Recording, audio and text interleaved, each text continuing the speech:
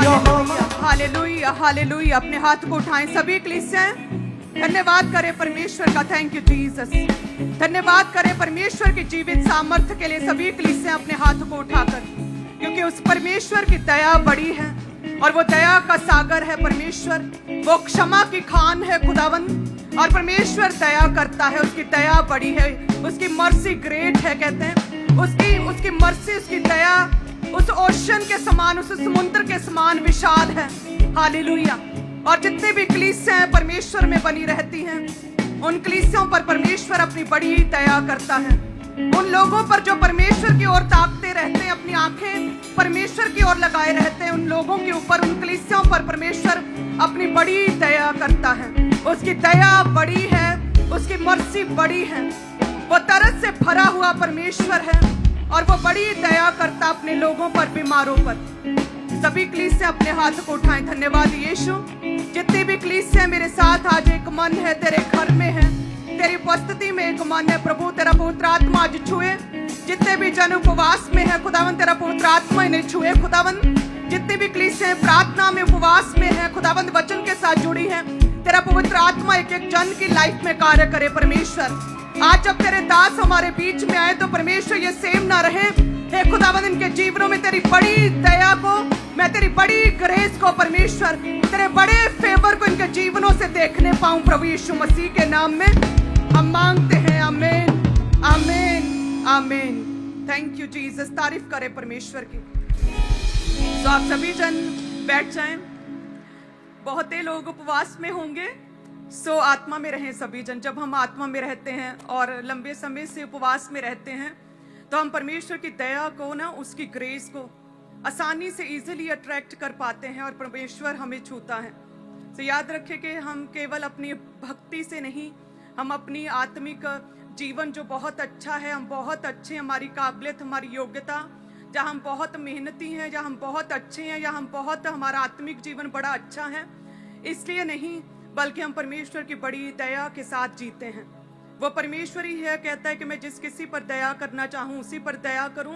लेकिन हाँ, ये बात अवश्य है कि जब हम प्रार्थना में रहते हैं, उपवास में रहते हैं, जब हम वचन के करीब रहते हैं, तो हम परमेश्वर की उस दया को ना, उस ग्रेस को, उस परमेश्वर के फेवर को अपने जीवन में अट्रैक्ट कर पाते हैं। हालेलुया।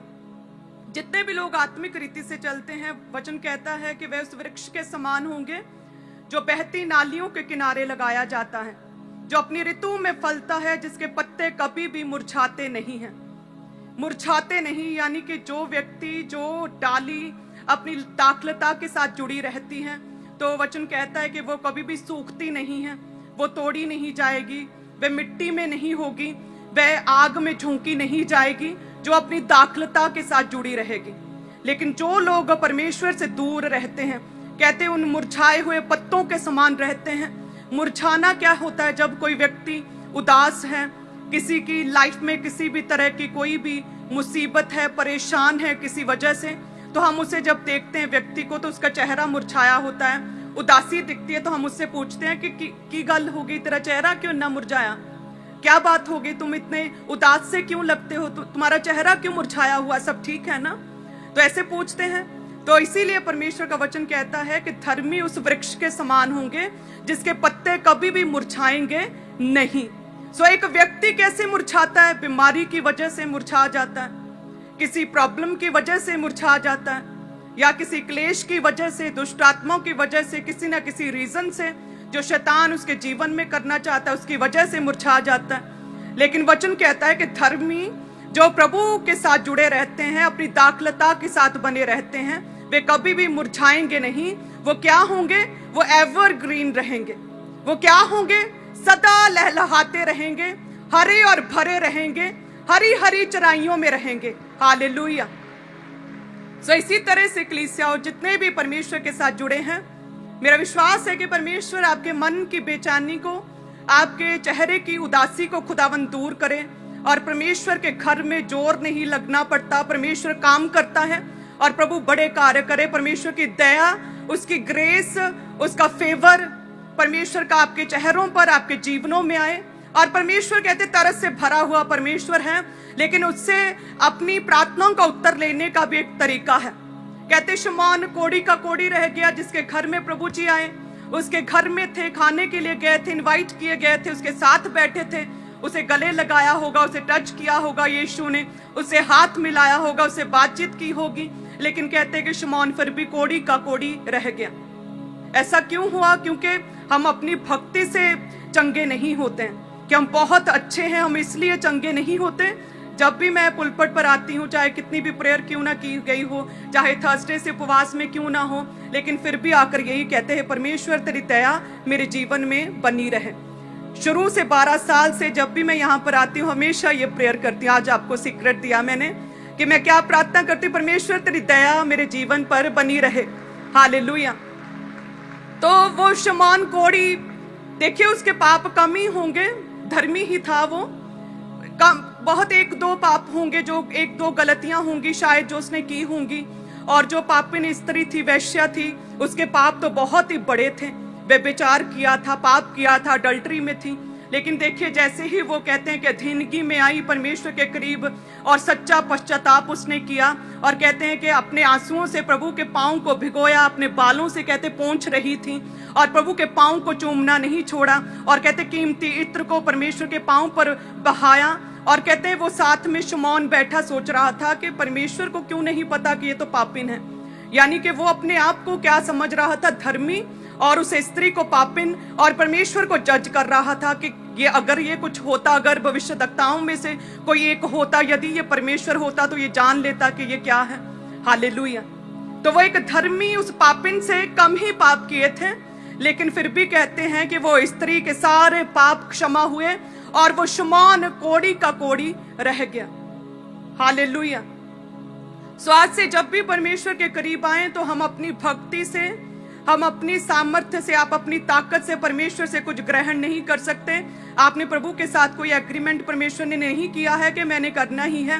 प्रभु का है कि अगर इसे नहीं तो मैं उसे चंगा कर दूंगा।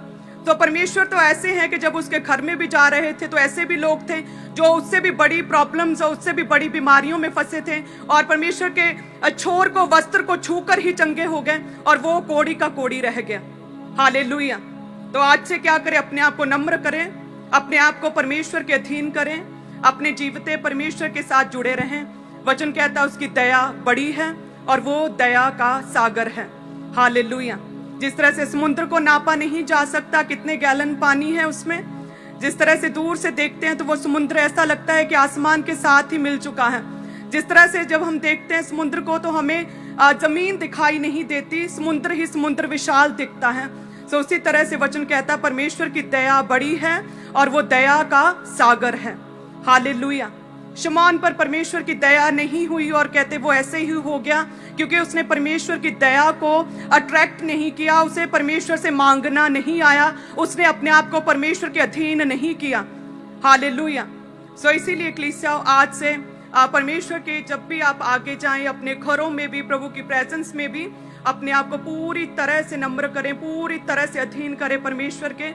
हे प्रभु मेरी काबिलियत कुछ भी नहीं, प्रभु मैं किसी भी काबिल नहीं हूँ। खुदावन मैं पापी मनुष्य था, हे खुदावन मुझ पर दया कर, हे खुदावन मुझ पर दया कर, मुझे चंगा कर, मुझ पर दया कर, अपनी मर्सी मेरी ओर कर खुदावन, तरस से मेरी ओर देख प्रभु, मुझ पर दया कर।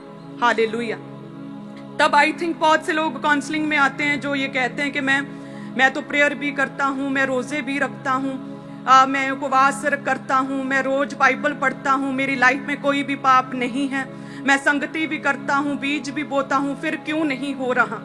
तो मैं उन कलीसियाओं को, उन लोगों को आज कहना चाहती हूँ कि ये रीजन है जिसकी वजह से नहीं हो रहा, क्योंकि आपको लगता है कि मैं बहुत अच्छा, मैं बहुत धार्मिक व्यक्ति हूँ, फिर भी क्यों नहीं हो रहा।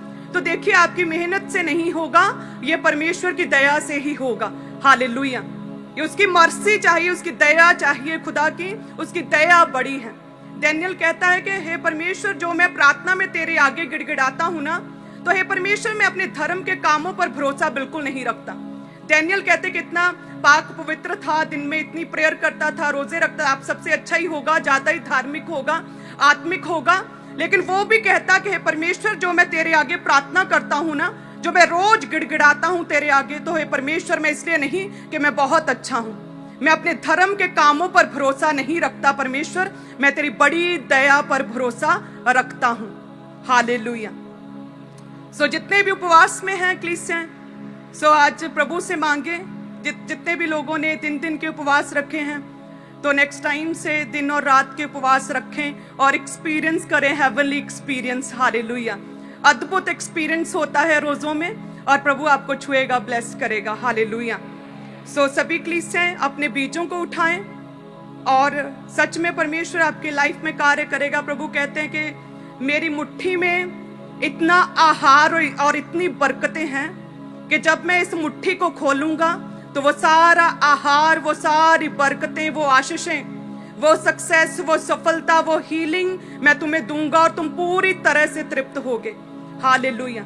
सो लगातार अपनी ऑफरिंग्स को अपने हाथों में उठाएं। धन्यवाद यीशु। हे परमेश्वर, जितने भी लोग बोते हैं खुदावन, एक बड़ी ग्रेस के अधीन प्रभु तेरे वचन के अनुसार बोते हैं। सो जैसे टाइथ के विषय में लिखा, आप अपनी टाइथ को, अपनी ऑफरिंग्स को उठा सकते हैं। जैसे लिखा कि सारे दशमांश भंडार में ले आओ कि मेरे भवन में भोजन वस्तु रहे। सेनाओं का यहोवा ये कहता है कि ऐसा करके मुझे परखो कि मैं आकाश के झरोखे खोलकर तुम्हारे लिए अपरंपार आशीषों की वर्षा करता हूं कि नहीं।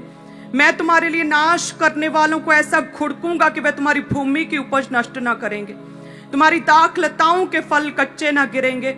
सेनाओं के यहोवा का यही वचन है। सब कलीसिया कहें आमीन। धन्यवाद यीशु। अपने हाथ को उठाएं। खुदावन, सच में परमेश्वर तेरी मुट्ठी में वो सारी बरकतें हैं खुदावन, वो आहार हैं परमेश्वर, वो सक्सेस है परमेश्वर, वो फेवर है तेरा खुदावन, वो बेदारी है, वो फाइनेंशियल ब्रेक थ्रू है, वो फाइनेंशियल बरकतें हैं परमेश्वर। खुदावन, सच में तेरी दया जब एक जन के ऊपर होती है तो अपनी मुट्ठी को तू खोलता है और उसके जीवन को, उसके जीवन के हर हिस्से में तू उसे तृप्त करता है खुदावन। जितने भी कलीसियां आज मेरे साथ जुड़ी हैं, उपवास में हैं, प्रार्थना में हैं, दिन रात के रोजों में हैं, प्रभु तेरा पवित्र आत्मा इन्हें छुए परमेश्वर। हे खुदावन, जितने भी लोग आत्मिक रीति से बढ़ रहे हैं तो भी परमेश्वर हम अपनी आत्मिक जीवन, अपनी स्पिरिचुअल लाइफ के द्वारा नहीं, बल्कि परमेश्वर तेरी दया के द्वारा जीते हैं। तेरी मर्सी से ही हम जीते हैं परमेश्वर। तेरी दया बड़ी है खुदावन। जितने भी लोग कलीसियां, इनके पूरे घराने, परिवार, ऑनलाइन कलीसियां, ब्रांचेस मेरे साथ एक मन है प्रभु। तेरा पवित्र आत्मा एक जन की लाइफ में कार्य करे और तेरी बड़ी दया इनके जीवनों में हो जाए। तेरी बड़ी दया इनके फाइनेंस को छुए परमेश्वर और खुदावन इन्हें तृप्त करे, हर हिस्से में तृप्त करे, फाइनेंशियल ब्रेक थ्रू दे, बड़ी टेस्टिमनीज के साथ खड़ा करे परमेश्वर। इन पर दया करे, जिस तरह से उस पापिन स्त्री पर दया की, सेम उसी तरह से दया करे, क्षमा करे परमेश्वर। तू क्षमा की खान है खुदावन। इन्हें माफ करें, इनके सच्चे पश्चाताप को देखें, मसीह में की गई मेहनत को देखें और प्रभु इन्हें छू लें। इन्हें एक मौका दे खुदावन, एक चांस दें परमेश्वर। अपनी योजनाओं को नए सिरे से इनके जीवनों में फिर से उत्पन्न करें। इन्हें एक नया मन दे परमेश्वर, एक नई आत्मा नए सिरे से इनके जीवनों में उत्पन्न करे परमेश्वर। इन कलीसियाओं पे दया करें, एक एक जन पर दया करे परमेश्वर। तू कहता तू मेरा ही है, मैंने तेरा नाम लेकर तुझे बुलाया। सो सेम अपने वचन के अनुसार इन लोगों के जन में इंडिविजुअली एक एक जन की लाइफ में कार्य करे परमेश्वर। इन्हें ब्लेस करें, तेरी बड़ी दया इनके जीवनों में हो जाए प्रभु यीशु मसीह के सामर्थी नाम में हम मांगते हैं, आमीन। हालेलुया। सो लगातार जैसे भी बीज बोए, तो वचन तो मैं और लेकर आई थी, लेकिन जो पवित्र आत्मा ने आपको वचन दिया, जैसे ही प्रेयर करें तो जो आपके हार्ड जो सख्त हो चुके हैं, आप अंदर से हार्ड हार्ट है आपका दिल, तो परमेश्वर नरम करेगा उसे। सो प्रेयर करेंगे हम लगातार। क्या कहेंगे? प्रभु तेरी दया आज मुझ पे हो जाए। हे परमेश्वर, तेरी दया आज मुझ पे हो जाए परमेश्वर। सेम उसी तरह से तेरी दया आज मुझ पे हो जाए, जिस तरह से परमेश्वर जब तूने उस स्त्री को देखा, विधवा को देखा जिसका पुत्र मर गया था, तूने उस स्त्री के रोने को देखा और तुझे तरस आया। सेम उसी तरह से परमेश्वर आज मेरी सिचुएशंस को देखें, मेरी पीड़ा को देखें परमेश्वर, मेरी परेशानी को देखें, मेरी उदासी को देखें और मुझ पर दया करें। हालेलुया। और प्रभु की प्रेजेंस में परमेश्वर आपके बीच में है, खुदा का आत्मा आपके बीच में है, स्वर्गीय दूत आपके बीच में है और परमेश्वर आपको छुएंगे जैसे आप प्रार्थना करेंगे और अपने बेस्ट बीजों को आप प्रभु के नाम में बोएंगे। हालेलुया। सो सभी कलीसियां अपने बेस्ट बीजों को बोएं। आप सभी जन ब्लेस्ड हैं। God bless you.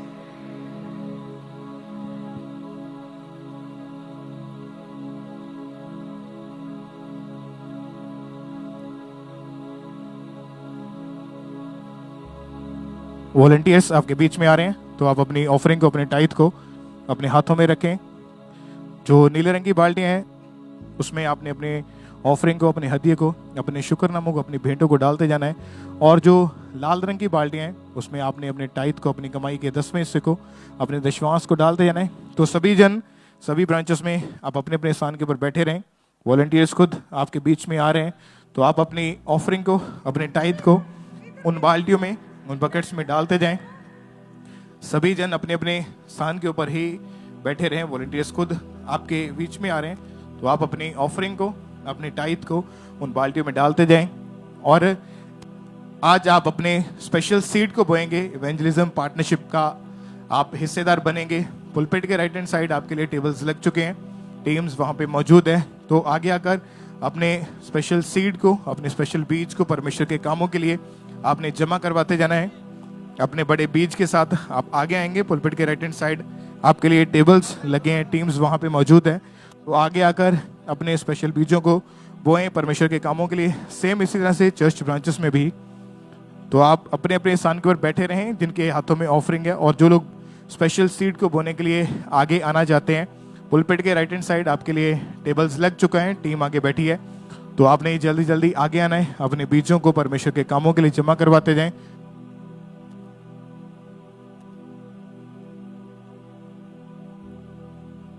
और सेम इसी तरह से सभी चर्च ब्रांचेस में भी पुलपिट के राइट हैंड साइड टेबल्स लगे हुए हैं, तो आप लोग वहां पे आके अपने स्पेशल बीजों को परमेश्वर के कामों के लिए जमा करवाते जाएं।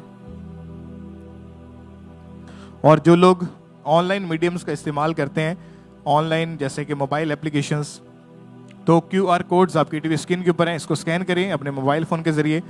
ऑनलाइन तरीके से अपनी ऑफरिंग को, अपने सीड को, अपने बीजों को आप चर्च में लगातार भेजते जाएं, पूरे भारत से, पूरे इंडिया से। तो ये सबसे इजी वे है, आसान माध्यम है। ऑनलाइन मीडियम के ज़रिए जीपे, गूगल पे, उसके QR कोड को स्कैन करके ऑनलाइन तरीके से अपनी ऑफरिंग को चर्च में लगातार आपने भेजते जाना है। बैंक अकाउंट्स के जो QR कोड्स हैं उनको भी आप स्कैन करके ऑनलाइन तरीके से अपनी ऑफरिंग को चर्च में भेज सकते हैं। तो लगातार अपनी ऑफरिंग को, अपने बीजों को आपने बोना है। तो आज स्पेशल अपने सीड को आप निकालेंगे परमेश्वर के कामों के लिए। अपने स्पेशल बीज को आपने लगातार बोते जाना है।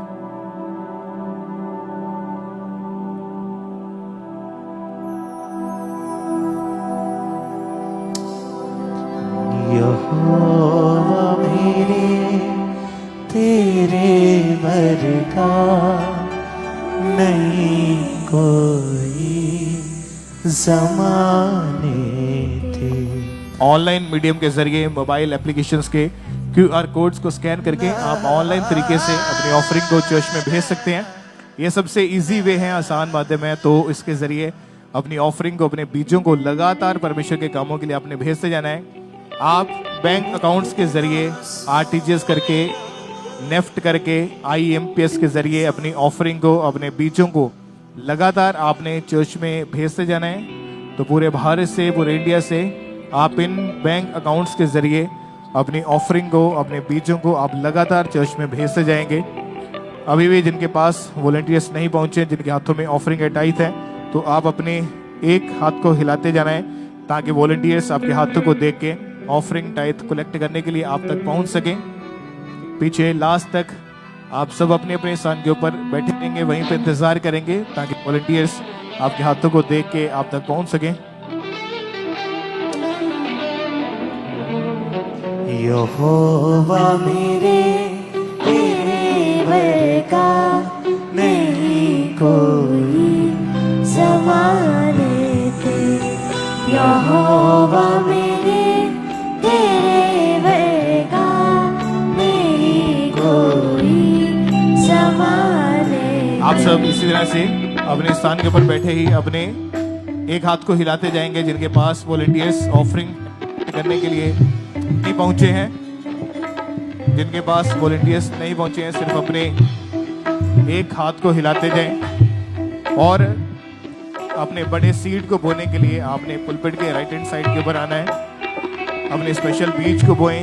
इवेंजलिज्म पार्टनरशिप का आप हिस्सा बने और अपने स्पेशल बीज को परमेश्वर के कामों के लिए आप बोने के लिए जरूर आगे आएं। सभी चर्च ब्रांचेस में भी इसी तरह से वॉलंटियर्स आपके बीच में हैं। स्पेशल सीट के लिए टेबल्स लगे हुए हैं। तो आप लोग आगे आकर अपने बड़े सीट को, अपने स्पेशल सीट को परमेश्वर के कामों के लिए आपने बोते जाना है। जिनके पास वॉलंटियर्स नहीं पहुंचे हैं, अपने एक हाथ को सिर्फ आप हिलाते जाएं और अपने बड़े बीज को बोने के लिए आपने पुलपिट के राइट हैंड साइड के ऊपर आना है। वहाँ पे आके अपने स्पेशल सीट को आज आपने परमेश्वर के कामों के लिए जमा करवाते जाना है।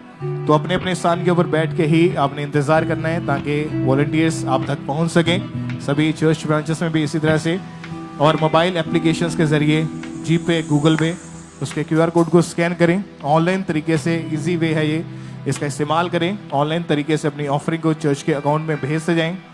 बैंक अकाउंट्स की डिटेल्स को भी आप नोट कर सकते हैं और इसके ज़रिए भी आप पूरे भारत से, पूरे इंडिया से आप RTGS करके, नेफ्ट करके, IMPS के ज़रिए अपने ऑफरिंग को चर्च में लगातार आपने भेजते जाना है। और बहुत सारे लोग जो इस समय फॉरेन ब्रांचेस में मौजूद हैं या फॉरेन से आप मीटिंग को अटेंड कर रहे हैं, तो आपने भी लगातार इन दिनों में स्पेशली अपने बड़े सीड्स को आपने परमेश्वर के कामों के लिए भेजना है।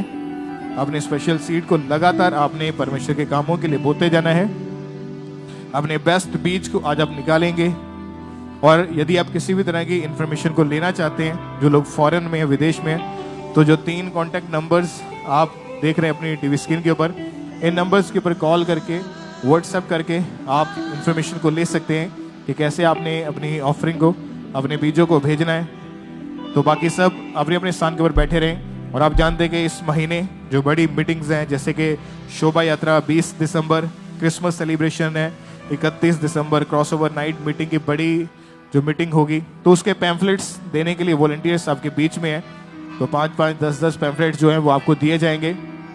वो आपके लिए नहीं है क्योंकि आप ऑलरेडी चर्च के मेंबर बन चुके हैं। आपने लोगों को इनवाइट करना है, सुसमाचार देना है ताकि वो लोग परमेश्वर को समझ सके, जान सके, और आप उनको इनवाइट करेंगे इन बड़ी मीटिंग्स के ऊपर। तो ये पैम्फलेट्स आपने रिसीव करते जाना है। और सभी चर्च ब्रांचेस में भी पैम्फलेट्स अवेलेबल है, वॉलंटियर्स देने के लिए आपके बीच में आ चुके हैं। उन पैम्फलेट्स को रिसीव करते जाएं। अगर आप इससे भी अधिक चाहते हैं तो पंडाल के लास्ट में टेबल्स लगे हैं, वहाँ पे टीम बैठी हुई है, आप वहाँ से जाके इनको बड़ी अमाउंट में आप ले सकते हैं। अगर आप ज़्यादा क्वांटिटी में लेना चाहते हैं तो वहाँ से आप ले सकते हैं। फ्री ऑफ कॉस्ट आपने इसको